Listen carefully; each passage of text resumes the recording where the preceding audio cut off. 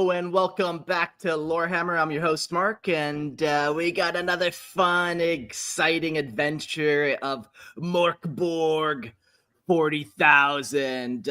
Court, what the hell are we up to here, man? We had so much fun. Tell us about it. Yeah, so for those of you guys who have not listened to the previous fun bonus episode of what we're calling Mork Bork 40K, because of obviously Mark here, I have taken one of my new favorite games, which is Mork Bork, a fun rules light RPG, heavy everything else, and kind of changed it to be 40K themed. So we're going to do a little bit of like dungeon crawling here. So these guys have kicked it off with a fun session previous to this, which we'll kind of get into momentarily. But yeah, we're playing some Mork Borg in the flavor of the grimdark future of the 41st millennium.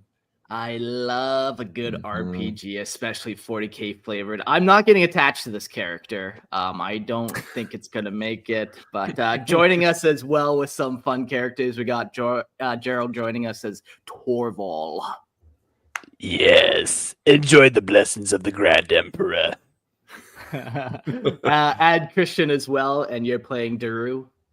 Hey, not I don't have as cool a voice as our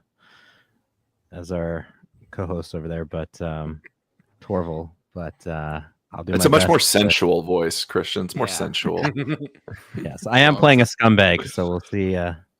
Hive City scum, to be precise. So see if there's any opportunity to use those seduction rolls. Yeah, and I'm playing Harleth, your favorite Imperial Saint of all time. We didn't start as a saint. We discovered that during the last episode. Hi, I'm Harleth. I'm now an Imperial Saint. Nice to meet you. Yeah, we had so much fun. If you haven't listened to the previous episode, definitely go listen to that. And join the Patreon, support the show in that way. And I just want to get into it. Let's go on this adventure. What happened to our three zany characters? Wow. So our three zany characters were, and this just kind of be a speed catch up, but you guys are not Space Marines. You are not anything inquisitorial or like cool even. You're really just scum. You're like kind of hive scums, city folk, whatnot. But you are all on trial for heretical theft in this dungeon, essentially, and were given an opportunity by ultimately the governor, Pagarum, at essentially salvation. Your lives were on the line, and the governor has issued an order that you guys are to go to Outpost 31, which is a known refinery on this planet. They have been out of contact for some time, so there was a loss of contact, and the yearly tithe is approaching, and the Outpost refinery has not submitted their supply shipments, essentially, recently. So the tithe is looking a little bit thin, and you guys are to go investigate and figure out what the fuck is going on. There was a little bit of a rumor of a possible cultist uprising, and you guys went in, found some spooky shit, and battled some refinery workers, and that have we learned about each other as well. It wasn't all just violence. No, it's about the friends we made along the way. So I think with basically where you guys are now, you've done some discovery work, and I believe you are in kind of the mainframe computer room and have very, not skillfully, very luckily and kind of crudely obtained the discs of records, the disc of records for this refinery. So your goal really is to come back with some sort of proof of what has happened. There's thoughts that maybe Daxon Carr, the lead operations dude in charge of the outpost, has possibly gone rogue, and we don't know where he is. Maybe come back with him alive or dead. But you've got your file, your disc. You've ran into some prisoners without teeth, which is always fun for everybody.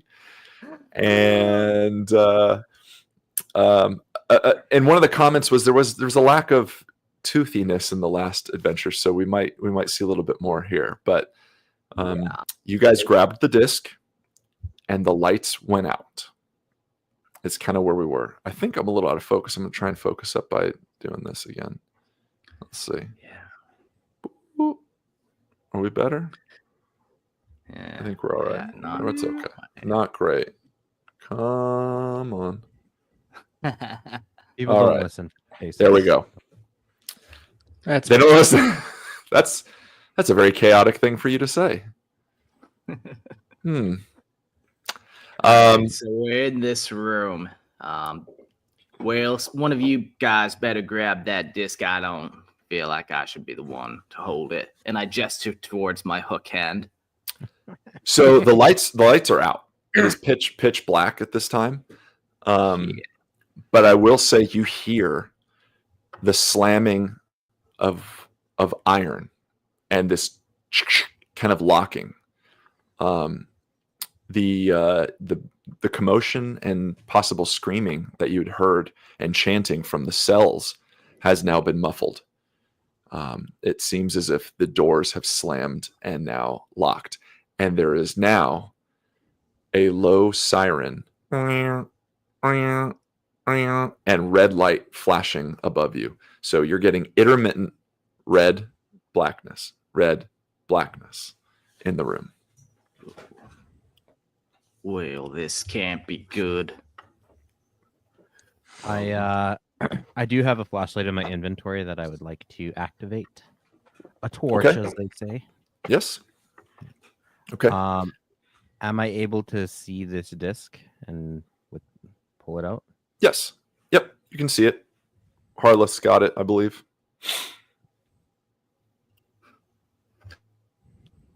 All right. Well, do we want to try making a break for it? Back up to the surface? I want to get the hell out of here. Do we have any other business we need to attend to? Maybe the only thing I could think of is there's proof here that Daxton Carr he turned traitor. We don't need to find anything else. Like, we don't need to bring any body. There was nothing like that. What about that lowlife that's puking his guts out? Well, maybe we'll Yes. take You do remember that you had inflicted a unfortunate mine worker with Gerald. You specifically inflicted him with a fun concoction that made him puke his guts out, almost literally, for quite some time. That's what he gets for swinging at me with an axe. Mm-hmm. I regret nothing. Yeah, that guy will do. We can get him on the way back out, and then he can say what happened and this disc. That should be plenty.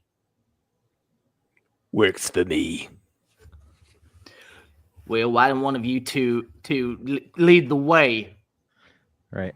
I'll go towards the door of how we got in here and attempt to open it. Okay, so So essentially judging there's, by that clanking sound, I'm guessing it's locked. there are two doors that you can see, and remember there is that that red ladder escape hatch, kind of into an air duct that Daru has traversed a little bit, and did not like what he witnessed up there.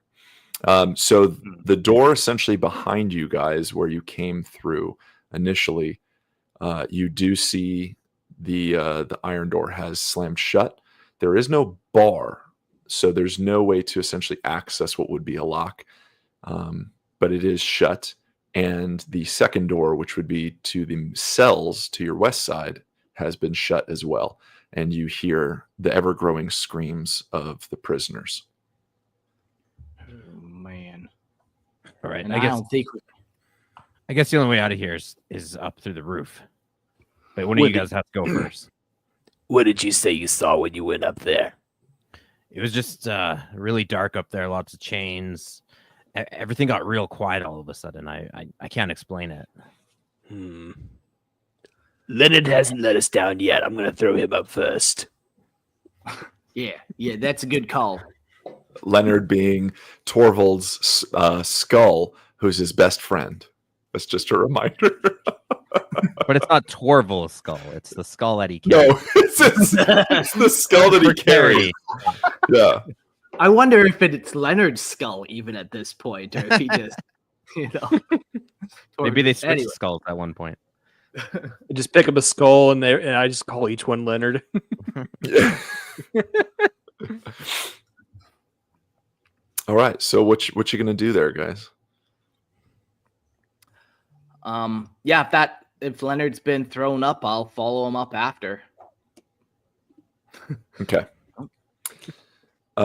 So you've got about a 10-foot ceiling, and you've got this red ladder that has kind of shunted down onto the floor there. You can see darkness. Like the room is kind of lighting up with that red, and you got your flashlight a little bit, so you're able to. It's kind of a dark patch as you come up, but you can tell that you'd probably have to climb this ladder past the ceiling point, maybe about 5 to 10 feet, and then reach the next level. So give that skull a hurl for me. Give it a pretty good chuck. So give me a presence roll, and I'm probably only going to look for like an 8 up on this. Okay, it's the 1d20. Yep. So just a reminder for listeners. So this is a D20 system, but it's going to be a DR, so difficulty rating of usually a 12. So we want on a D20 roll, we want a 12 or higher. This being not too difficult of a task, just give me an 8 up on your presence. 16. Ooh, you huck this thing. Nice. You hear what is it, Leonard? The skull?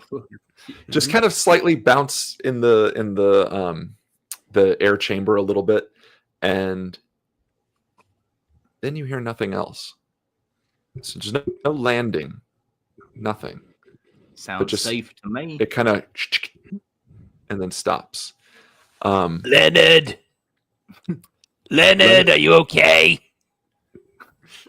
Leonard doesn't respond, but you do hear small little chittering. And is that even laughter? It's like maniacal, high-pitched giggling almost. Something's got Leonard. Oh no. Maybe I'll get up there and save him. I go But I make- barreling. I I go wait for barreling them towards to the move. ladder, just rush up to go save Leonard. Give me an agility roll. How is my agility? Okay, 0. 10. 10. Okay. You're on the ladder, and you feel Leonard the skull crash into your own skull slightly. You really Ow! gave a hurl. For sound's sake. You kind of see it coming, though, because you're climbing upwards, so you kind of see him bash you in the face a little bit, and I'd say you're able just to grab him. Yeah. But then you hear this like a couple different voices, perhaps like really chittering and giggling, and like this kind of almost wet sound. Who did this to you? That was rude. And you hear the laughter grow a little bit, and then just kind of a scuttling of feet across the metal paneling on the floor above you. You get back here, I'll feed you your own guts.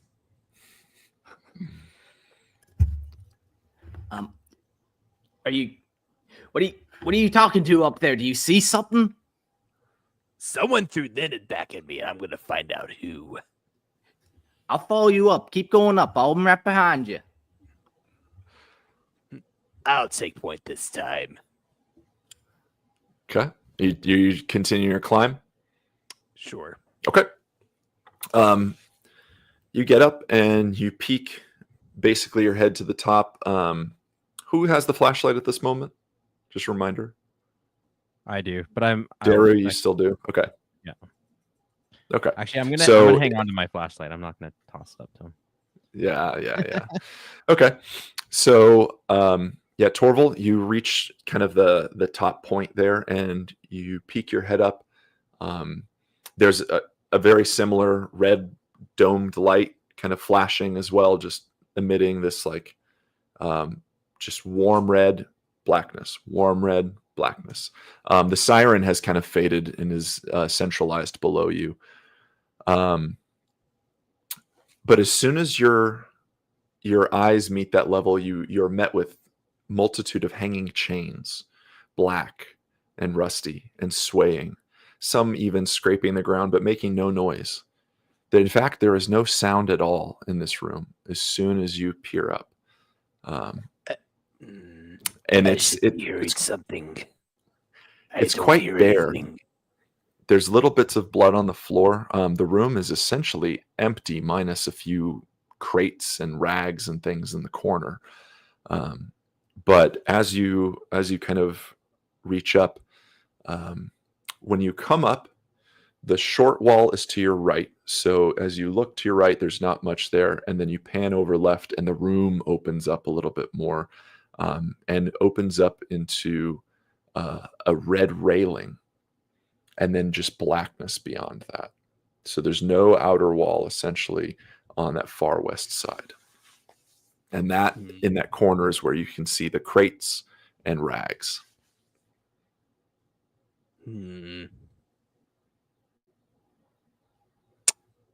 I don't like this.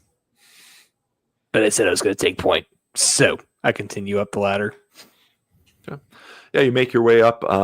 You crawl your way out essentially, and you're standing there. And you notice there's a little bit more blood on the floor than you had anticipated.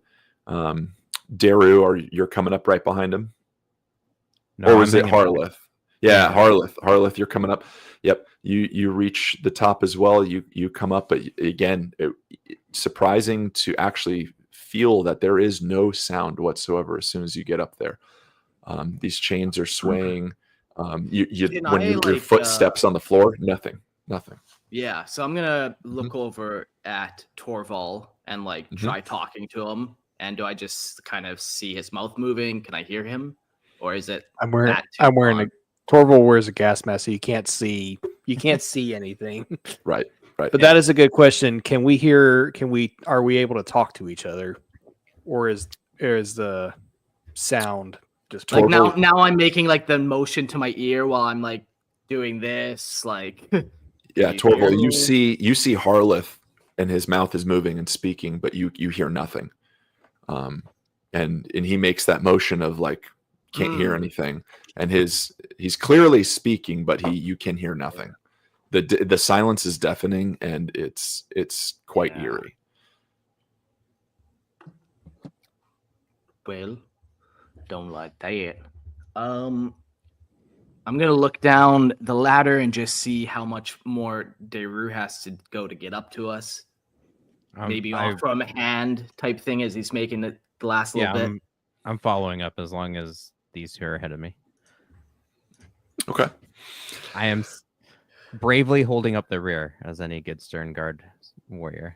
Okay. Yeah, you guys both, Harleth and Torval, look as Daru reaches the top, and your confirmations are terrifying. That yes, there is no sound. You even wonder if it's your own hearing or if anybody else can kind of witness this as well. But the chains rattle in midair, but there's nothing that would create sound that way. So you just kind of see them swaying. There's also streaks of blackness and what seems to be very similar, kind of like green viscous material dripping from some of these chains, a couple in particular, and some smeared on the ground as well. You've seen this before. Am I able to collect some of that viscous material and see if I can use any of that blood for my potions? I think Alpha Primus in the chat has suggested that as well. I like it. Very cool. That he did. That's why I'm asking. Yes. So tell me a little bit about what you're doing there. Remind us kind of what you've got. Okay, so for those not in the know, Torval is an occult herb master, and he basically has a portable laboratory that helps him brew different potions. I misread the rules last time. It was to create 2 randomly determined concoctions for a total of D4 doses. I did not do that. That was my fault for not reading the rules carefully. Yeah. And I did use up both turns last session, so I'm now on the look for stuff to make more potions. Mm-hmm. Yeah. Very good. Very good. Sorry, did you say you're an occult herb master? Yes. That's what they also called me when I was growing occult herbs too. Transcendent, man. The power within. Alpha Primus in the chat's been paying attention. I like it. They've got some good Yeah, suggestions here too. I'm gonna try and refocus my face. Goodness. Yeah. He's reminding me about my Nidroach, but it's just a regular mutated cockroach. Yeah. Just your average cockroach that lives in your hair and whatnot. Yeah, it can speak to you and stuff, and you might be your lover as well. Oh, that's Cool. Just a terrible. regular one. I'm Chad's been gonna. talking about Torval doing things to the skull when it's the other way around. Oh. Goodness. I'm So you guys gonna- are, you're all on the platform. You guys can all see that this room is quite long. It's not square shaped; it's more rectangular.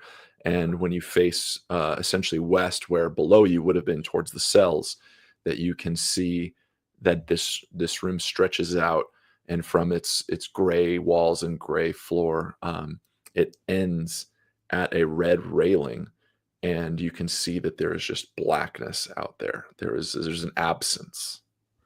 I'm gonna flash my flashlight into the absence and walk towards that red railing. Okay. Up all Yeah. So walking, there's no sound to be made on these on your footsteps, but you guys walk towards the edge, and as you can see with the flashlight, it basically opens up into this chasm, this pit, and you can see if you look above you, kind of there's this big giant drill just hanging there in a kind of 45-degree angle position, and this kind of abyss below you seems to shine and move, almost like some sort of liquid. Yeah. Now, here's maybe a meta question to ask. Like, would our characters have some type of knowledge of just demons in the warp? Like, obviously, we don't know maybe gods and that, but like, do we have a concept of bad things in the warp? And You've heard rumor. Yeah, you've heard rumor Okay. for sure. The word warp has been spoken to you. You can't really conceptualize what that would be. You've heard of otherworldly beings and horrific things. So I would say it's less defined as we kind of all know it, as fans of Warhammer, but you do have a sense of something out there, something different, and something that is beyond human capacity to understand. Has our hearing returned as we approach this chasm? Is there sound yet or no? No. Nope. That smell, that sulfuric smell, though, is really ever present. Yeah, and you can kind of gather that there's a little bit of that noxious green kind of tinged liquid on the drill itself, and it's dripping down in large quantities. Same on the chains as before. Yeah. I'm going to find a close rock, just handheld rock. I had literally the same idea. Yeah. So I gesture and see you have the same thing. Like, okay, so we're going to throw a rock into the pit. You look around, and essentially this is kind of what would be like an observation deck. So there's not really like rocks around you. I'm looking at my like one shoe left. I'm like, is it worth it? Like, you do have some crates. It is. You do have some crates to the left of you, and some rags, kind of like almost like tarp material. Yeah. The tarp first, like just toss that in, see what happens. Okay. Over So the rail. as you're like kind of just describe to me like what you're doing with this tarp. Yeah, kind of just giving it like a nice, just kind of try to fully open it up and unfurl it and let it just slowly waft down in. Okay, cool. So you kind of do like what, like the magician's trick, like almost flip it up, kind of swoosh it. Okay, cool. Exactly. So you grab it with two hands, you flip it up, and you swoosh it off of these crates, and just with one motion, whoosh, and then you throw it over the edge. Torval and Daru, give me a presence check, please. 5. 6. Okay. You see him with one solid motion flip this kind of tarp, and it starts floating down a little bit. But as it leaves that railing area, you hear that laughter one more time. And it's the first thing you can hear in the past few moments, and it unnerves you. You hear this little like snide, like almost mocking, little high-pitched, giggly laughter, just right where the crates were, and behind you as well. I hold my flashlight directly on those crates and keep my in the last game I looted a makeshift axe, and I'm just gripping onto it, just if anything, just getting ready, but I'm not approaching it. I'm just keeping my distance and keeping the light on it. Harleth, you see that tarp that you threw over start slowly kind of like crumpling, folding, flowing down to the bottom.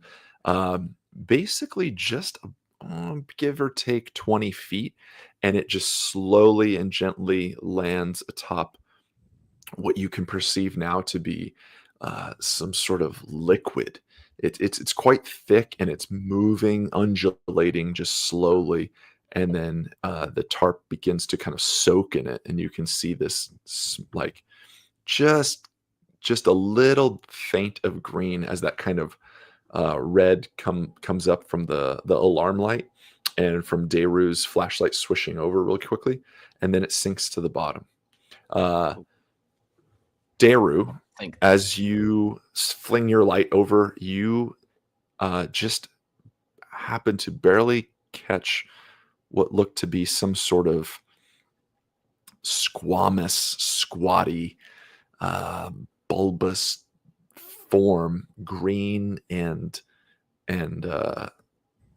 pustule, skitter across the floor, and run towards the darkness near the chains. I do my best to keep my light on this flittering thing, but I'm not chasing after nothing. And I elbow the other two beside me just to get their attention and kind of gesture vaguely in that direction to see if they can catch a glimpse of it before it disappears. Okay. Yeah. Harleth and Torval, you get elbowed. You guys kind of turn, and you see what looks like a mutated, horrific, for lack of better terms, what your mind can kind of conceive as a small, like, fat baby, green, just, and kind of oozy, quite quickly climbing one of these chains, and it turns to you and has this wide, toothy grin, horrible and snide, and it's got small, almost antler-like protrusions coming out of its head, and it's got kind of 3 claws that reach out and start laughing and pointing at you. Meta question. Fire. None of us would know like specific types of demon. We just know it's just something unnatural, right? This is unlike anything you've seen before. Your mind races to try and kind of collate it with something that you would understand, but all you know is that this is some fat lard formation that looks like a horrific mockery of a baby with antlers that's green and very toothy. Torval thinks this is the one that threw Leonard at his head, so he chucks Leonard at the baby. Okay.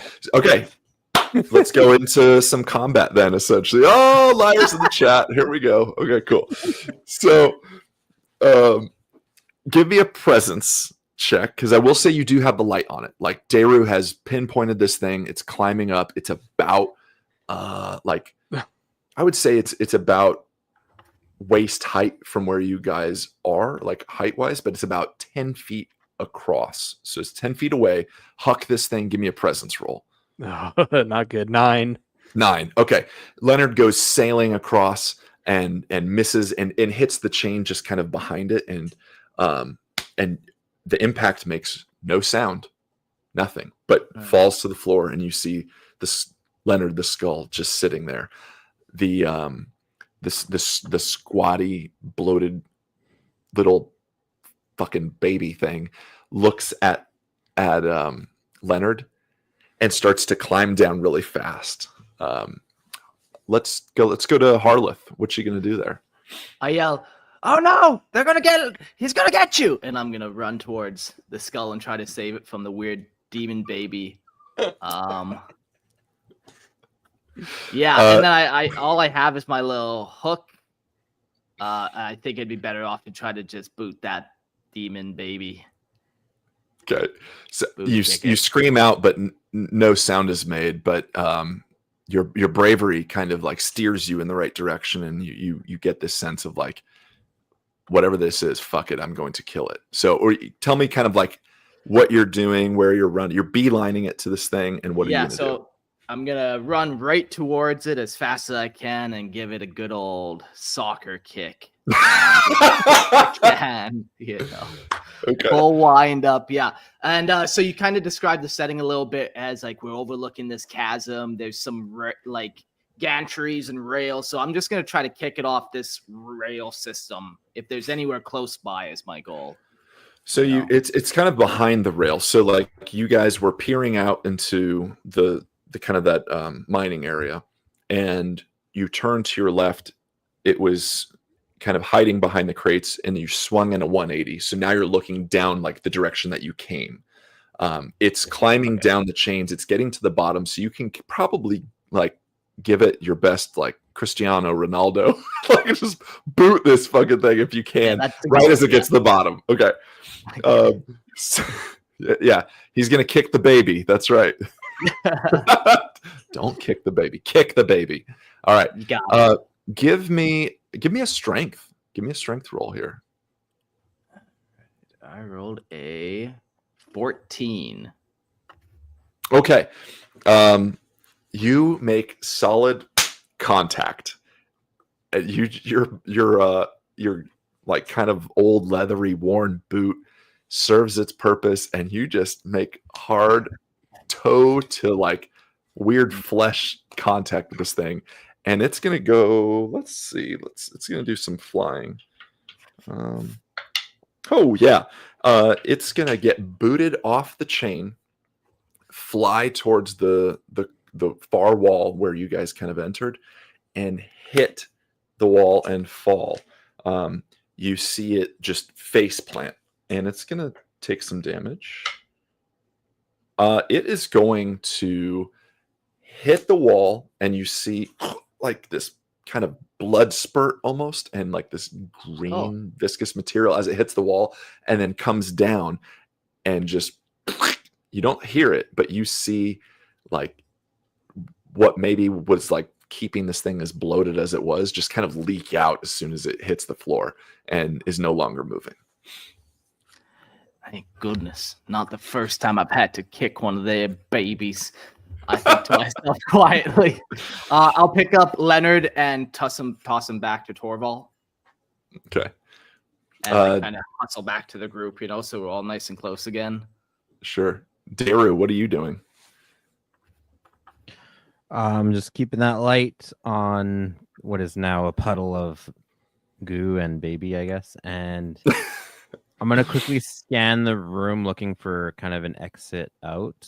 Maybe like, is there a ladder or somewhere to go up from the Like I'm looking up, down, kind of a whole 360 in all dimensions, just looking for a ladder, some way to get out of here.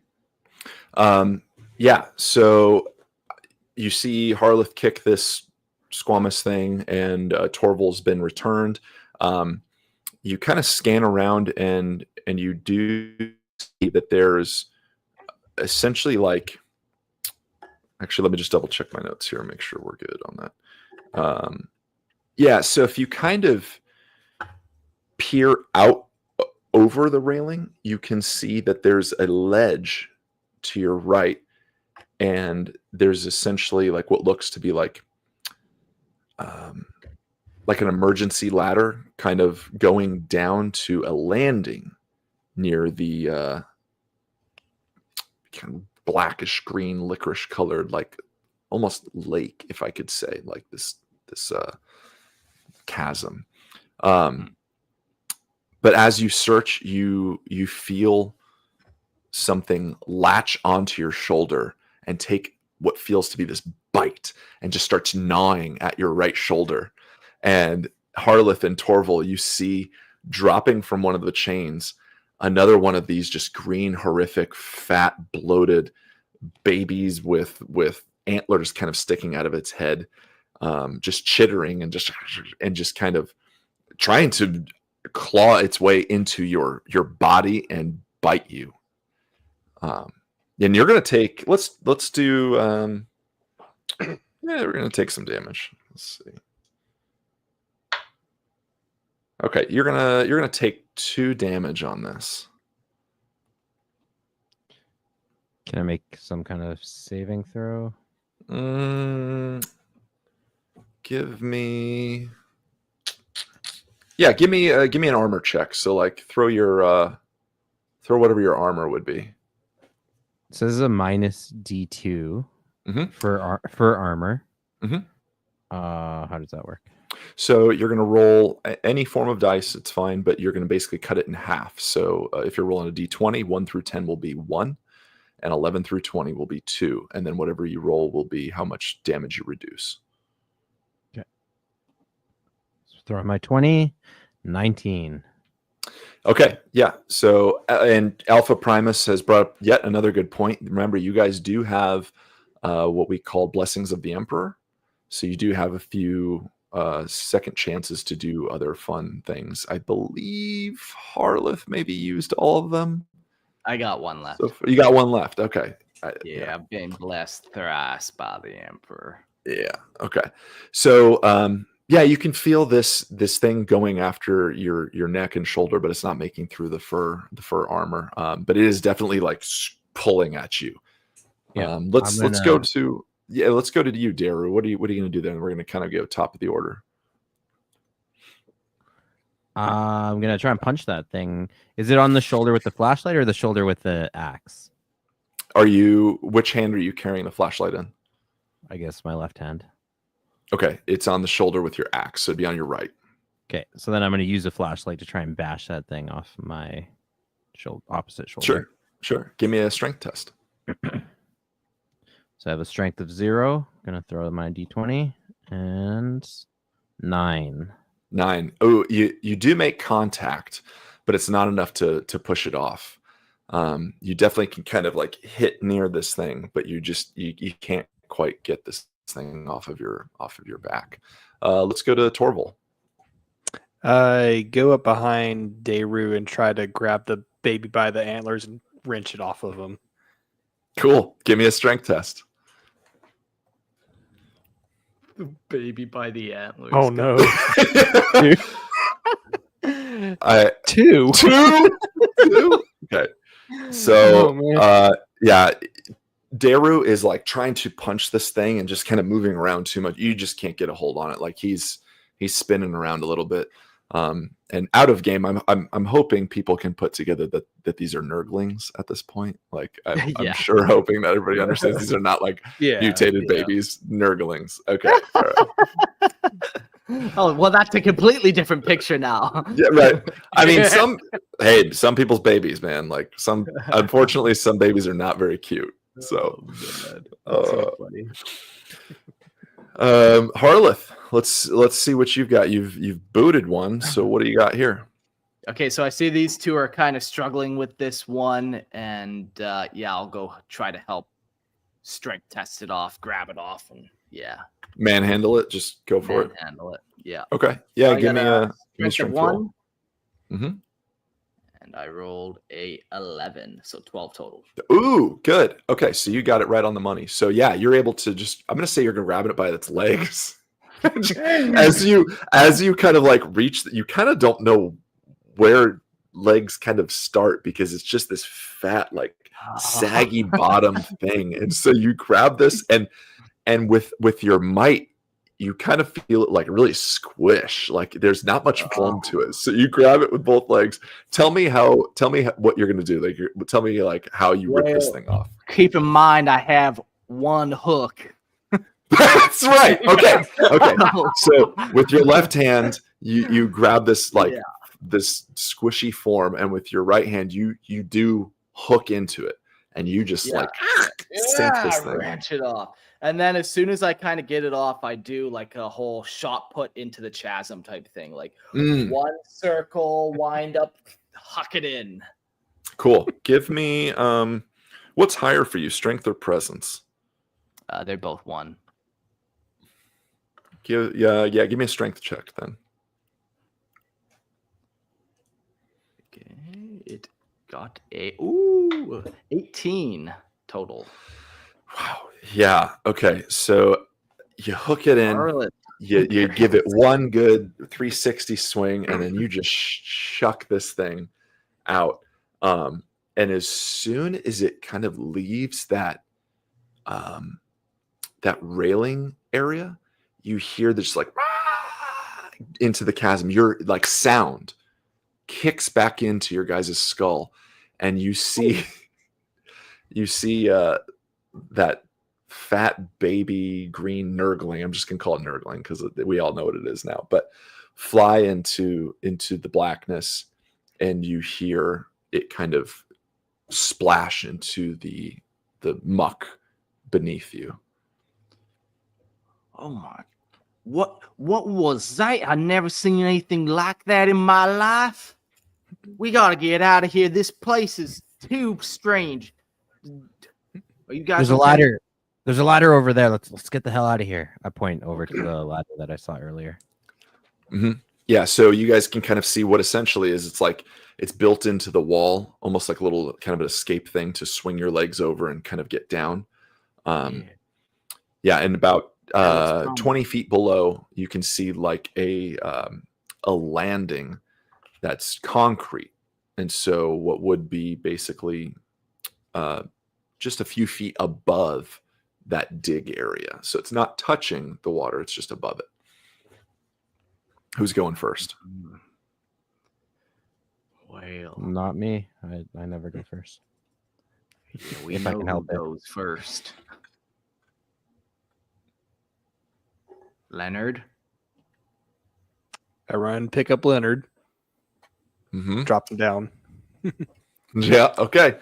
Leonard weirdly just kind of like tink, tink, tink, tink, and down the like steps and ladder kind of, and lands beautifully right on that concrete, and just seems to, I mean, almost just be staring into the abyss, like it was just made to land there. Yeah. Well, The seems the safe. red I'll follow. that red light is still just on off. That's that kind of alarm light. Yeah, I'll make my way down next, I suppose. Okay. Yeah. You, kind of swing your leg over. You start climbing down, and you just see Leonard, the skull, sitting there. You reach the bottom, and let me just check my notes real quick here. So, okay. When you reach the bottom, you see that there's an entire like level now. So you've gone to this platform, and it opens up quite wide. You do see that chasm has opened up. It's black. You see it's kind of undulating and flowing like some sort of liquid. if you were to look straight out, if you were to look straight out where essentially you were up on that railing, you could see to the right of you, there's just a little illumination from that red light. That's another kind of platform about 8 feet off. It's maybe jumpable, but where you're at is kind of this long, almost hallway that you can kind of make out. Again, there's not much light here. Yeah. I'll yell up to them like, make your way down here. It all seems safe. And as I'm kind of waiting for them to get down, not doing too much, just looking around, pick up Leonard for a hot second. I would like to heal myself if that's possible while I'm waiting, or is it like not that kind of moment, way too busy? I'd say you've probably got a good couple minutes to do something. What are you thinking? I just have a rusted med kit that has a 1 in 4 chance to heal damage. So I was just going to quickly band-aid myself when they're coming down. Okay. So roll a d4 on a 1. Something bad's going to happen. I have rolled a 2. Okay, cool. Yeah, so does it say how much you heal? It heals D4. Okay, so you got, perfect. You healed up 2. Good. Cool. How many uses do you have with that one? That's my second time I've used that, so it's empty now. Okay, perfect. Cool. Yeah. Good. All right, Torvald, Daru, you guys climbing down? Yeah, climb down. I'm waiting for Torvald to go first, but yes, I will follow. Okay. Torvald, you make your way down. You see Harleth there with Leonard. Harleth seems to be kind of like suturing himself a little bit, bandaging himself up, using a med kit. Daru, you follow right behind, and you guys now are on this landing overlooking, overlooking because you're just a few feet above now the kind of blackness that's flowing. If you think about where you're at, so you're facing out essentially where that railing was as well, like kind of in the same view, but bottom right. To your right, you see another landing of concrete about 8 feet off. So there is a gap. And there's a similar red flashing light domed above you guys, illuminating a decent amount of the room every 2 seconds. But Daru does have a flashlight. Yeah. So we got to get over there. That's a pretty far gap. Ain't no way I can jump that. Do you guys see any pipes or anything we could use and try to get across over there? I don't want to go anywhere near that liquid stuff. I'm just searching through my backpack for any kind of rope or anything. Oh, not finding anything. Okay. I mean, there's a decent amount of room behind you that you haven't really checked out, I'll say. Well, I'll turn around. Check that out. Well, look at that. Yeah. Torvald reaches for his chain around his belt, but then he remembers that he tied up the one dude from last session with it, so now he does not have a chain. Yeah, because that was a 15-foot chain, I think, right? It's a 15-foot chain. Yeah. Yeah. Well, next time. Okay. So as you guys kind of scan the room, you can see again it's essentially like equidistant with what that the chained kind of hallway was. So it's long and rectangular. The ceiling is much higher, so it essentially would be the amount of height that the ceiling was at the top level where you guys were, and so it's like a double room, almost the double, like vaulted ceilings. You see far down the room in what looks to be kind of the central, like the middle of the hallway, as it were, this large figure. You can't quite make it up. It is a silhouetted shape in the red kind of beam of emergency lighting, and Deru's just somewhat illuminate flashlight. It's working, but it's not high powered. You can see this large 15-foot form, very still, unmoving. There is no doors on the right-hand side. On the left, you can kind of scan and see what looks to be a break in the wall. That looks too big to be an augurin even. I don't like the look of it. Should we sneak into that little break in the wall? You're a stealthy kind of guy, aren't you there, Daru? Yeah. I'm gonna try and creep my way over. Mhm. I do have stealthy as a skill. All presence and agility tests have their DR reduced by 2. Normal tests are DR 10 instead of DR 12. Cool. Yeah, I would say you're able just to kind of move up. Are you guys following in line with Daru as he kind of leads this way slowly and stealthily? Or are you staying back? Yep. So you're going with him? Okay. I wish you Yep. wouldn't, but yeah. Okay. So the closer you get, you still notice that this form is just statuesque, not moving. It seems not to notice anything about you. The closer you get, you kind of get the idea that it's just monolithic. It's solid and peaks upwards a little bit and has small kind of fragments sticking out. And once you get about 5 feet, you can see that it in fact is a stone statue made from this beautiful kind of marbled stone, as it were. And what it is this giant figure in plated armor, beautiful regal armor, a sword reaching up towards the ceiling, this round kind of spiked halo, as it were, long hair, and armor that plates up just about to the chin, one knee kind of bent up like standing on some sort of rock, and you can see a plaque just below it.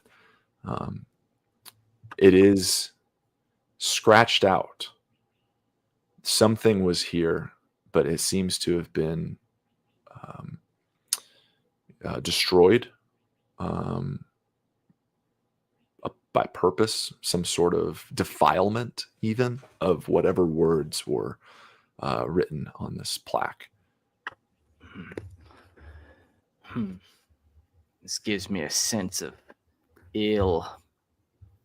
I'm not religious, but yeah, I also know you definitely would go to jail if you did that up top in the city. The enforcers would definitely put boots to you. Yeah, pretty brazen to do that.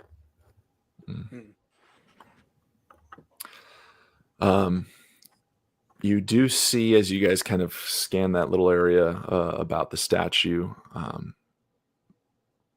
drops of blood, small fragments of bone-like material strewn kind of across the floor, various little bits. You're unsure of what they are at this moment. Torval goes to inspect the material. Torval kind of picks them up, and you see that, in fact, there's a multitude of about, I would say, 6 to 8 broken bits of bone and human teeth. Torval collects the teeth. He doesn't know why, but he feels like he's going to need them later. Feels compelled to take the teeth. Okay. Yeah. So you collect them. You've got about, I'd say, let me give you a roll here. Yeah, you got six intact teeth and a few broken shards of bone, and but they're quite bloody and gross. But yeah. What are you guys doing? Yeah.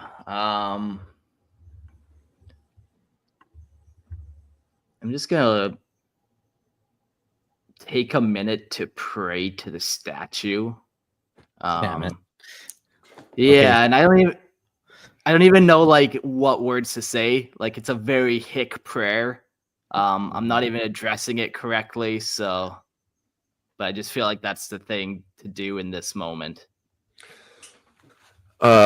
As you speak these unrefined words, just kind of searching from sort of like divine vocabulary, but unable to do so, you feel a sense of calm, and you feel a sense of pride, and you feel bolstered. Not only has your wounds, been healed by what sutures you kind of put in, you kind of glance and look, and they look to be healing quite quickly. You feel stronger, you feel more energized, and you can kind of get a sense of what the room feels to be now, and it feels church-like, almost like some sort of like you said, you don't, the religious vibe isn't your cup of tea, but yeah, you feel emboldened by being in this holy place, and you do notice. You see a small, faint bit of light coming from that break just a few feet off on the other side of the statue on that door, or sorry, on the wall. So you do see a break of like wall and light kind of emitting from that area. As soon as I see it, I just kind of like a moth to flame, just kind of get up and start walking to her, almost compelled, almost just yeah. Yeah, you guys see Harleth just kind of strongly beeline it, and he's standing tall and straight, and he's usually pretty kind of like not hunched, but he's kind of like gangly. He's got his like hook hand, but he seems to stand quite proud and walks with confidence. The chat's fucking going off, man. I love this. This is great. Liar. You got to read Liar's Prayer, Mark. Now I lay me down to sleep. I pray a big egg my teeth to keep. I pray big E my teeth to keep. Yeah, that's fun. Nice. I kind of am ignoring this hyper spiritual moment, and I will continue towards that crack or crevice that we were moving towards. Okay. Yeah, so you guys make your way past the statue. I will say, once you kind of pass the area that it was controlling, we'll say kind of dominating the room, you feel this sense of due judgment. Your actions, selfish to get yourself, kind of pardoned by your heretical thievery initially, weigh heavy on you. Like it is, you must complete this in order to feel some sort of salvation, even not just pardon from your sins of heretical thievery, but you get a sense of judgment, something looming, something pointing its like golden finger at you, telling you must do good. I must do good. Mm-hmm. So yeah, you guys get to the break in this wall, and it is a large gaping door. Like there's no Aquila on any sort of frame or anything. It is just an archway almost, and there's a small, warm, kind of orangish light, like glow, coming from it. You guys are kind of like approaching it from like a 45-degree angle, so not straight on. You're walking down the hall towards it. Yeah. I'll probably be at the head of this group unless somebody is trying to outpace me, but I'm pretty determined to just kind of keep pushing. And as the light gets brighter and kind of warmer feeling almost, I just feel more emboldened. Cool. Apart from that sense of guilt, Torvald does not feel any of that, but he's trying to keep up with Harleth, and I imagine he's just kind of going like that bubble bass. He's trying to catch up. Cool. Okay. Good. Yeah. You guys making your way in? Yeah. Cool. Yeah, you guys walk in, and there's no door to swing. It's just this archway. You walk in, and you're greeted by not a red intermittent alarm light, but you're met by these warm, kind of orangish panels overhead. And the room is a bit small, but you do see stacks of crates, more tarp kind of odds and ends. It's kind of hard to make out, but even some sort of like tall cabinets and lockers. Yeah, you I'm guys just gonna- make your way in.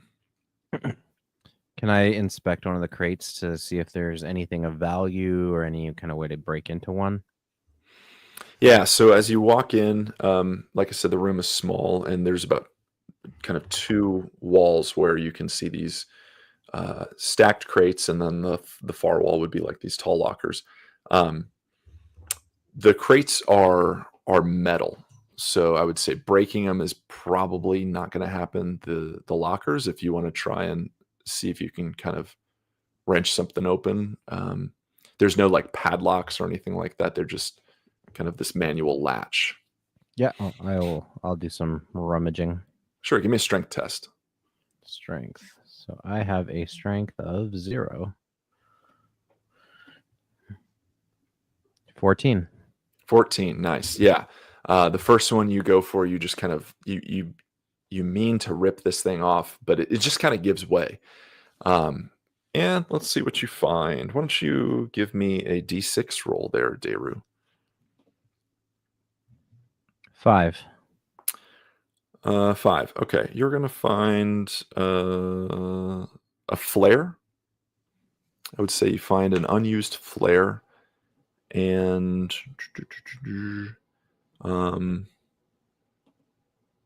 A Gatling gun by chance? no. You're gonna find, let's say, about 20 feet of this like cabling. It's wrapped, corded. It's like a kind of a thick, probably an inch thick, like cable. Would it be encumbering for me to take this cable and like wrap it around my body or like put it over my shoulder? I'd say you can do it. It's pretty light. Like it's not heavy. It wouldn't be weighing you down too much. Okay, yeah, I'm definitely grabbing that cable. Okay. Yeah. Yeah, that looks important. Yeah. Yeah. Good we rope need is that. never a bad thing to have. I've climbed Yeah. into enough hairy situations, breaking into noble houses to know that a good piece of rope will get you out of a bad situation. Just We need a tie replacement people up. for my chain, anyways. Yeah. All right. Well, Carlith, Torval, are you guys kind of searching the area? What are you guys doing? Yeah. Scouting around for more stuff to add to my laboratory or my portable laboratory, if there's any. Yeah. Torval, I'll say you kind of notice as you walk in and turn to your left. By the way, you do notice that there's like the size of the wall, giant embossed like aquila on what looks to be paneled metal, and this very well could be some sort of sliding door, the wall itself. So Torval, when you kind of come in, you notice there's a desk and like I'll say maybe like little bits of kind of beakers, vials, test kits of things. So give me a d20 roll first. All right. 12. 12, cool. Yeah. And then give me a d6 roll. Oops. All right. 6. Okay. Wow. Awesome. Amidst what looks to be some sort of samples or collections of various liquids, you see a vial filled with this green liquid that you've already pulled off of one of the refinery workers. It seems to glow just very faintly. You also find a clipping of one of the butterfly wings, the butterflies that you saw initially when you came into the refinery that were fluttering above the water. You see one of the Mhm. clipped wings, and you find you find, here we go. You're gonna find 6 teeth as well. You're gonna find 6 human teeth. Yeah. And you find also a small wooden, bone-ish, crooked formation that resembles one of the antlers that those fat, bulging, pustule babies had. Broken. But yeah, you're going to find some good material, and I'll say you've got enough for some fun potions, for sure. All right, I'm going to pocket all that material and the teeth. Okay. And I'd like to see if I can. Would it be enough to create 2 random potions? Yeah, for sure. I'll give you that. Okay. Yeah. All right. I'm going to do it right this time. Okay. Yeah, go for it. For a total of, so do I roll a d20 and then a d4 for the doses? Yeah, let's do that. Okay. 14 for Cool. the d20, Awesome. and then a 1. Ooh, okay. So what'd you brew up then with the 1? Do I choose or is it random? It's random. So the 1 result should give you something listed. I think you have like 6 different things that you can brew, and then the first one would be the 1. Okay, there's 8, but if we're going with that, 1 would be red poison, which is toughness DR12 or minus D10 HP. Oh, okay. Okay. All right. All right.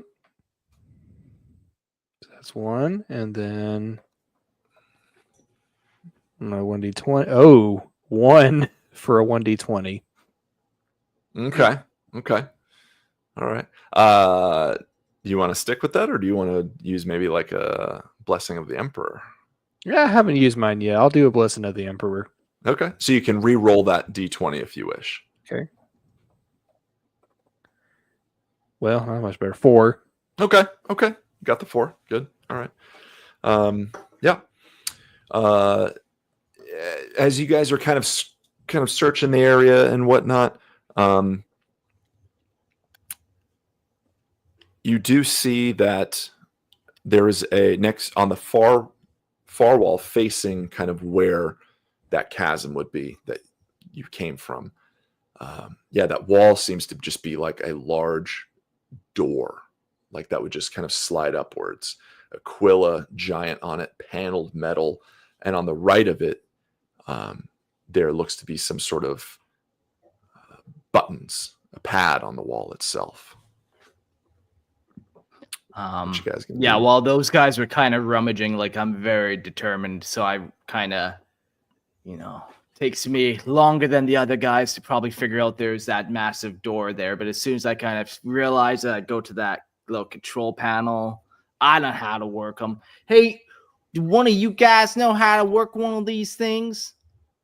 And I gesture towards like a very simple control panel, I'm assuming. So you look and see the panel has we'll say the first 13 letters of the alphabet, and I didn't even know there was that many. 13. God damn, I definitely need one of these guys. And it has the numbers 1 through 9 and 0. Okay. I'm definitely not well read, but I've hacked into enough computer systems or whatever passes for computer systems in 40K and stolen enough bank cards or whatever passes for bank cards in 40K to know what a couple of letters and numbers are. So I'll come over to the Well, la-di-da. My character wasn't bragging, Mark. I was Sorry. It wasn't Daru being the douche. Yeah. It was just Yeah. Christian being the douche. I'm like, try putting in today's date. Like Warhammer 40K. M41999. A red light just flashes 3 times. Beep, beep, beep. Should have known that wouldn't work. Coming from an idiot. I look for. So I picked up that worker ID in the last episode too. Did you? Yes, and I still have the Okay. number. I wrote it down. So I will punch in 2386237. Beep. Green light lights up, and this thing slides very slowly. This huge wall of a door slides up. And again, you're greeted with darkness, but concrete landing that comes across, and you can see it really overlooks the vastness of that black pit to your left. Yeah, and it slots into its ending position 20 feet above you. I'll hand my flashlight over to Harleth to imply that he proceed forward. All right. Yeah, well. Okay, I will. I'll grab the flashlight and go creeping towards that edge through that door. Okay. So yeah, you walk through, and what you see is there's that concrete floor that kind of like overlooks just a few feet above the blackness, and then there's just rocky dirt beyond that. So like where it has been kind of drilled out, the drill hangs from its kind of pivoted spot up top 40 feet above you, points down into the blackness. And as you kind of shine your light, you see on the rock-faced wall to your right little glimmers that like stone is kind of just catching the light ever so beautifully, resembling almost like lights. Just every time you kind of pass your light over it, just shines this beautiful light right at you. I wonder what they were mining. Some type of trilite, dialight, mylight. I don't know. Beautiful. I get this like feeling that we need to like crash that drill. If not only just because it's like what any kid would do if put in this situation, but what a homeless person would do. Like I just keep looking up at it. You know, I'm like, there's no reason to do it, but I just keep looking up at it is all. Is this one of those intrusive thoughts that's just like, Do it. Exactly. Yeah. Just so you guys are aware where I'm at now. Yeah. But yeah, I'm like flashing a light onto the black, kind of looking, flashing it up. Okay. Let's see. Yeah, well, Daru and Torval, what are you guys kind of doing? You just following behind? yeah. Okay. Are you guys walking from the concrete onto like the rocky area? Like it's basically like a dirt landing. Yeah. Okay. Yeah. Okay. Is any of that shiny material close enough to like touch? Absolutely. Yeah. It's almost lining the walls, and you can see it. It's recognizable as basically that stone, beautiful marbled, kind of dark colored stone that comprised that beautiful armored statue. I'm gonna use my axe to try and like pick a little bit of that off the wall and stuff it in my pockets. Just little chunks in case, you know, I'm thinking, you know, is it valuable? You know, if I grab a little sample, I can sell later. No one's gonna know. Or if I can smoke it later, who knows? Different kind of rock, I'm thinking. Okay. What's better for you, presence or strength? Both are 0. So How about agility? -1. Give me a straight D20 roll. Let's see what happens. All right. I will say it's odd that a stealth character like myself has -1 agility. But throw in my 20 and I got a 17. Okay. You find a pretty sizable chunk that's sticking out. It's about fist size. And are you just kind of like chiseling away at the surrounding area? Like, describe a little Yep. bit about what you're doing. Yeah. I'm just using like the edge of this makeshift axe, and I have Mhm. also the trench shovel I picked up. Just trying to like pick at it to break a chunk off that I think, is big enough for me to carry comfortably, but also I might be able to sell for something. Cool. Yeah, you basically are able to just cleanly kind of hack at this soft rock surrounding it, almost they're just like kind of crumpled, like matted dirt, and you pull this sizable, about fist size, beautiful, marbled, dark black, but there's like kind of flecks of goldish and silver within it, stone that's just jagged and very refined already. So it's beautiful. Yeah, you've got it. It's pretty heavy too. I would say it's maybe, besides the axe, probably the heaviest thing that you carry on your person right now. Okay. And I'm just going to tuck that away, and I'm just going to write it down as a strange stone in my inventory. Okay. Give me one sec here. I'm going to check my notes. Actually, while I do this, Mark, this might be I'm going to have you just fill a little bit of time. Why don't you talk a little bit about the Imperial Tithe and maybe some of the things Lorehammer's going on? Because this is going to be a fun moment. I'm going to need a sec here. Okay. Quick commercial break. Quick commercial break. Throw it to me. Hey, do you want to join the Imperial Tithe? You can join it. Oh, how do I join the Tithe, Mark? Well, I'm glad you asked. You can join it by joining the Patreon. Like that. Golly, Mark, that's amazing.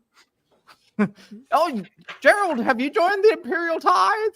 Yes, I did, Mark. That's good. Now my child can eat. If you don't join the Imperial Tithe, my children don't eat. So join the Patreon. No, it's fun. We don't really offer much over there, honestly. Like, I don't do content. It's more just, if you like the show, throw us a couple bucks, and it's always very much appreciated. What else do we got going on here? Man, we've delayed the Sanguinius episode a couple of times. Ain't that fun? You're just edging the audience. For shame. Yeah. He just said that beautiful release at the end of once he finally dropped. Yeah, and I already know this Friday is canceled because Jordan texted me. He's like, "Hey, I got to cancel," and he mentioned a very specific event. And then Christian messaged me very soon after and said he had to cancel for the same event, I'm assuming. So, no Sanguinius for until next week is what I'm saying here. But Yeah. Court looks ready. He looks ready. So, we can leave everyone pissed off and angry at that, and let's get back to the dark, leaky mess. Okay. So you guys are situated on this long dirt landing, that concrete slab behind you, the hallway, all that, everything. This thing opens up again. It's a big wall, kind of the mining area of where you guys are at, and light kind of begins to emit from behind you. So there's no longer that faint siren in the back. The chanting that you once heard previous session has now grown a little bit. It's low and rumbling and steady, just small, methodical chanting building a little bit. And there's kind of an inexplicable light, that warm glow that you saw from the orange panels from the previous room just brightens a little bit. It kind of comes up, and a little bit of that red flicker from the kind of emergency light has stopped, and a glow kind of kicks out from the room behind you where you came out, and everything just becomes a little bit more illuminated, and you see the shadows kind of come up, and you see that it's about a 50-foot wall lined with all these various beautiful gemstones, rocks kind of that you pulled out. And then across the way from you, about 20 feet, is just a small, like makeshift wooden door, kind of paneled hatch, if you will. Looks very hastily made. Yeah. That looks important. That looks very important. What do you think's on the other side of that door? If it gets us out of here, I don't care. Yeah, okay, let's go then. Yeah, we'll quickly kind of make our way towards that door and open it up. Cool. As you guys get about 10 feet from it, you hear this sloshing to your left as you're running past the chasm of blackness and liquid, and you hear the sloshing coming faster and faster, and this splash of green ichor just slams you guys as something bursts forth from the chasm. Yeah. Yeah. Everybody give me an agility roll.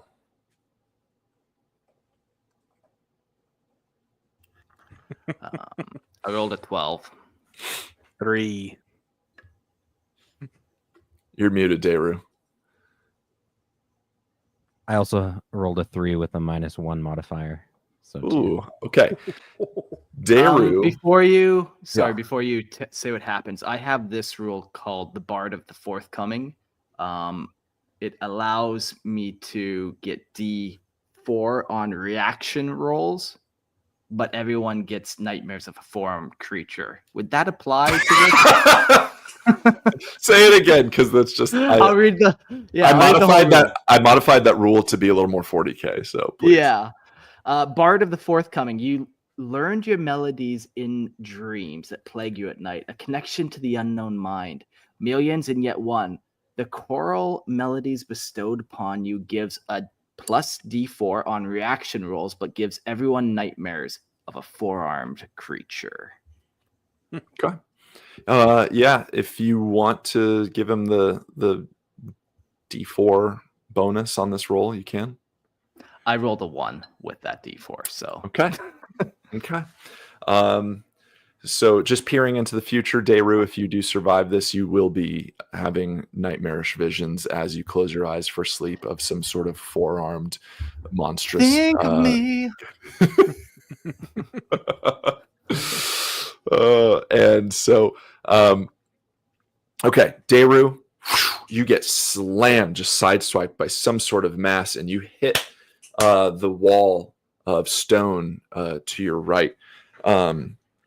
You're gonna take some damage. Give me your armor roll here. Let's see if it subtracts anything. All right. Again, wearing fur armor minus D2. And throwing that at D20. And 13. Okay, yeah. So then give me the D2 roll. We'll just see how much it negates. So give me a roll of something and tell me if it's the low end or the high end.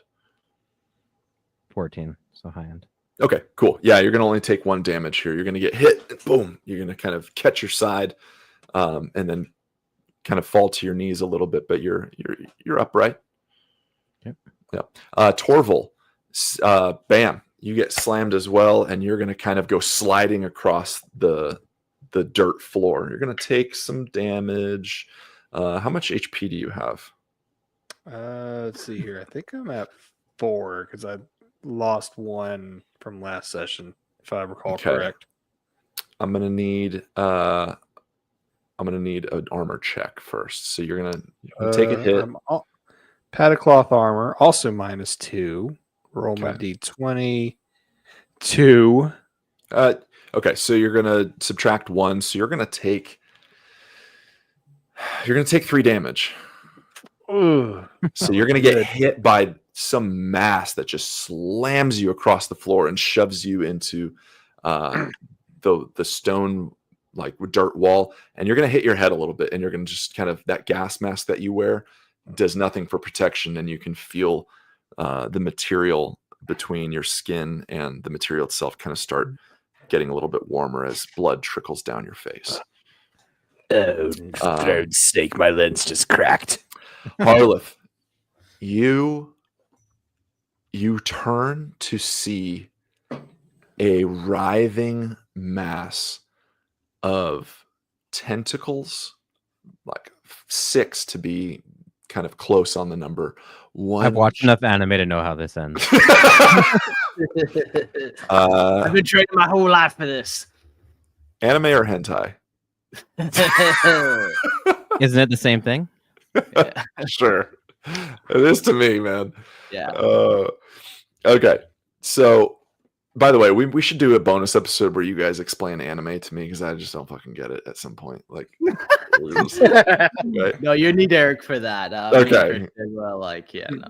Okay, good. All I right. can explain Jesus to you if you want. There we go. Anime Jesus. Okay. You see this one solid trunk of a body, flabby and gross, like almost like this giant version of some sort of horrific baby that you've kicked previously. Pustules kind of popping and slime oozing from some sort of pore-like things, slashed wounds gaping, and wriggling on top is kind of this mass of like noodled tentacles kind of and this maw opens up and these just very few like horrible gray bark like massive teeth kind of reach out for you, and you see 3 eyes kind of open up and peer at you with this almost like endearing desire to reach out to you. And it stares into you and it starts kind of lurching its way from this black sulfuric smelling ichor, just kind of very slowly kind of trudging towards you. Ursats, big up in the chat to you for an X-Japan reference. My goodness. I have not heard X-Japan in a long. X-Japan's Rusty Nail MV music video has Anime Jesus. X-Japan, amazing band. If you want to see the biggest hair in your life as far as 80s metal goes, boom, go look at X-Japan. Anyway, high five Ursats, my friend. Okay. So yeah, you see this green, pale, little bits of red kind of like lurching at you, and you guys have taken the hit, and this thing's coming at you, trudging. Harleth, you're muted.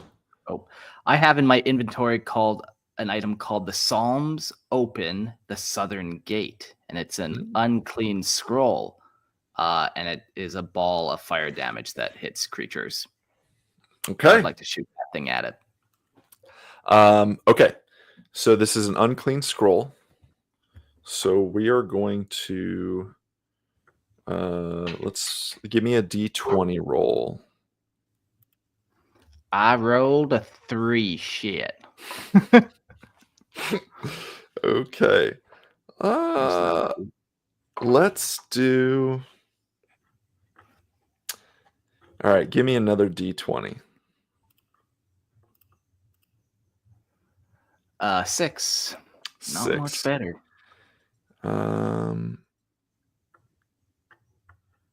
Okay. So tell me how you're kind of like, you've got the scroll. Tell me like how you're quote unquote casting this thing. I kind of, just unfurl it. I've never done this before. Kind of reading the words, trying my best. And then, just kind of put out my hand, hoping it shoots it out of my hand or something. Okay. You fool, it comes out of your butt. Oh, no. You begin to like glow almost, and you feel this embodiment of that prideful kind of strengthening nature that reminds you a little bit of like when you prayed to that statue. However, it quickly turns sour in your mouth, and these words that you try and kind of speak just slip out a little bit, and your mouth starts to kind of like ooze blackness. And then drop my tobacco. Around you, you see that the earth starts to decay, like the dirt walls start to rust and decay and just fall apart, and the kind of wood on the door, the makeshift door to your right, starts breaking apart little bits by little bits, and you see crumbles of rock and dust falling from the ceiling, and beneath you, you notice that the earth is actually just kind of starting to sink, and you yourself are starting to sink into the earth like this quicksand almost. Alfarius